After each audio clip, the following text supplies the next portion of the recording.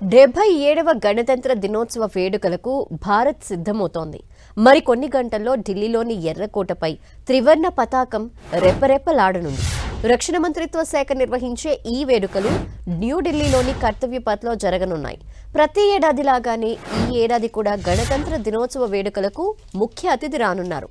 గత ఏడాది ఇండోనేషియా అధ్యక్షుడు ప్రబోవో సుబియాంటో హాజరయ్యారు. ఈ ఏడాది జరిగే గణతంత్ర దినోత్సవ వేడుకలకు యూరోపియన్ కౌన్సిల్ అధ్యక్షుడు ఆంటోనియో కోస్టా, యూరోపియన్ కమిషన్ అధ్యక్షురాలు ఉర్సులా వాన్ డెర్ లేయన్ ముఖ్య అతిథులుగా రాబోతున్నారు. వీరితో పాటు ఈ ఏడాది గణతంత్ర వేడుకలకు 10,000 మంది ప్రత్యేక అతిథులు ఈ కవాతుకు వివిధ రంగాల నుండి సుమారు 10,000 మంది ప్రత్యేక అతిథులుగా హాజరవుతారు. వీరిలో రైతులు, శాస్త్రవేత్తలు, వ్యవస్థాపకులు, విద్యార్థులు, క్రీడాకారులు, మహిళా స్వయం సహాయక సంఘాల సభ్యులు, చేతి వృత్తుల వారు, కార్మికులు, స్వచ్ఛంద సేవకులు, వివిధ ప్రభుత్వ పథకాల లబ్ధిదారులు ఉండనున్నారు. ఇక ముఖ్య అతిథి ఉర్సులా తొలిసారిగా భారత సైన్యం కవాతు సందర్భంగా బ్యాటిల్ అరే ఫార్మేషన్ ప్రదర్శించబోతున్నారు. సైనిక ప్రదర్శనలో కవాతు బృందాలు, ఆధునిక ఆయుధ వ్యవస్థలు, డ్రోన్లు, ట్యాంకులు, క్షిపణి వేదికలు ఉండనున్నాయి. భారత వైమానిక దళం నిర్వహించే ఫ్లైఫాస్లో వివిధ ఆకృతులలో విమానాలు, హెలికాప్టర్లు ఉండనున్నాయి.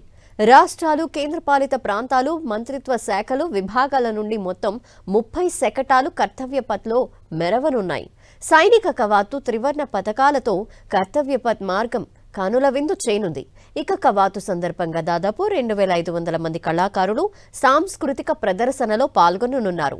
ఇప్పటికే గణతంత్ర దినోత్సవ సందర్భంగా దేశవ్యాప్తంగా 982 మంది పోలీసులకు కేంద్రం అవార్డులు ప్రకటించింది.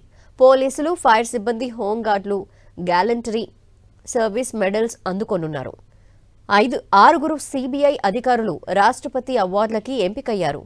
ఏపీకి చెందిన ఏఎస్పీ ఆర్ఎంకే తిరుమలాచారి, తెలంగాణకి చెందిన అదనపు SP GS Prakashrao, SI Damodar Reddy president medals అందుకోనున్నారు.